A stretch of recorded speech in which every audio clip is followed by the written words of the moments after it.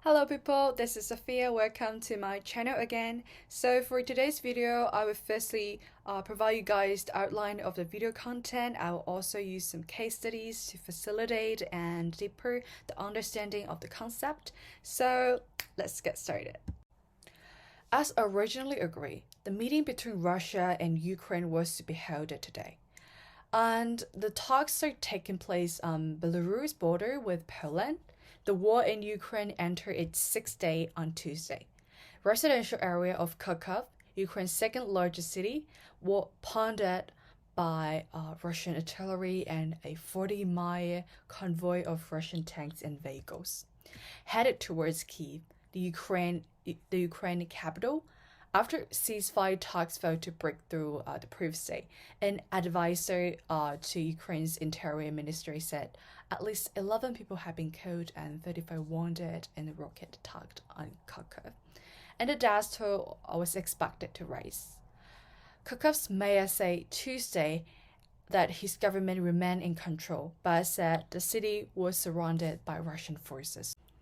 So, under a such consequential moment and situation between Russia and Ukraine, I would like to get back to a video 10 years ago from the University of Chicago by the Professor John, who talked about the core of the conflict between Russia and Ukraine, and also, the profound and deeper causes and consequences of, such events. So, let's get started. From the view of Professor John, the deep cause of the conflict between Russia and Ukraine is the aim of the United States and its European allies to peel Ukraine away from the Soviet orbit and incorporate it into the West. If you're interested in this video and crave for further information about this video, I will put the link in the comment.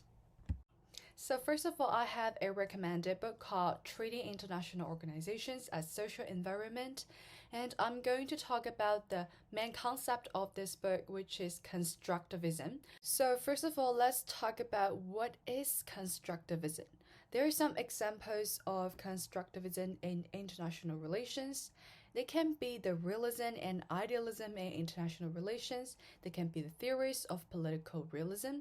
They are the nature of social reality, as well as the anti-oppressive practice examples.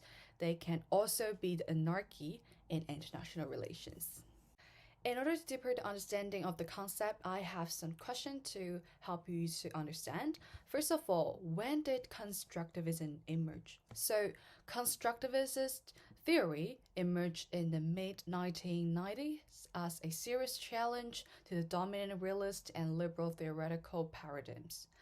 And why did constructivism emerge? So, constructivism was an artistic and architectural philosophy that originated in Russia beginning in 1913 by Tatlin. That was a rejection of the idea of autonomous art. He wanted to construct art. The movement was in favor of art as a practice for social purpose. Lastly, is constructivism a theory? So the constructivist theory poses that knowledge can only exist within the human mind, and that it does not have to match any real world reality. Learners will be constantly trying to develop their own individual mental model of the real world from their perception of the world. So let me explain deeper in the core beliefs of constructivism. So firstly, states are key actors in international politics, but their behavior in international organizations should also be considered. States may live in a structure of anarchy, but anarchy can mean various things or look differently historically. The historic interrelations between states in past explains the way they act in the present and the future.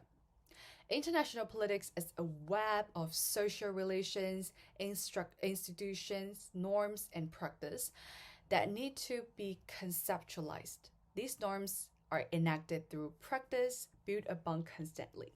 Speaking of the application on institutions, typically, institutions is a constructivist world. Institutions and order are not puzzling. Social contexts prevalent intersubjects, beliefs shape interaction, and actor identities and ideas to understand actor interests and preferences. International organization is the outcome of patterns of interactions and practices.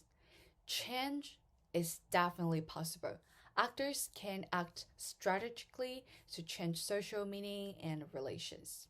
Actors can become socialized to such a degree that they internalize new norms, and power matters but goes far beyond material sets.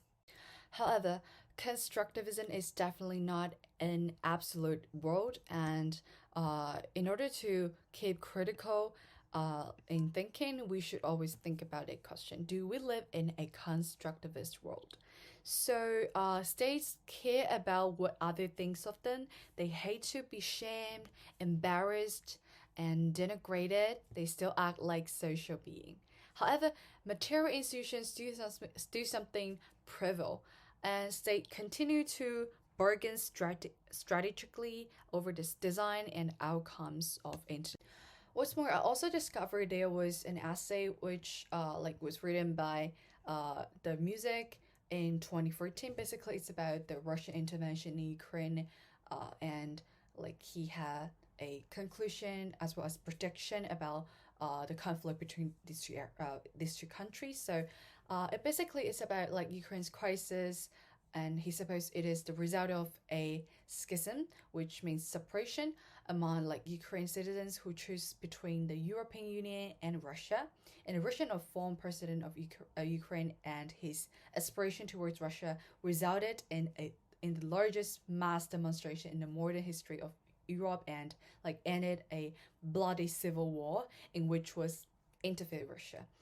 So I feel like this essay is also really a good reference to analyze deeper and analyze more rationally about the event. So pretty much about today's video. I hope you guys enjoy, and I will also be really glad to see your guys' feedback, comments below the video. So see you next time. Bye bye.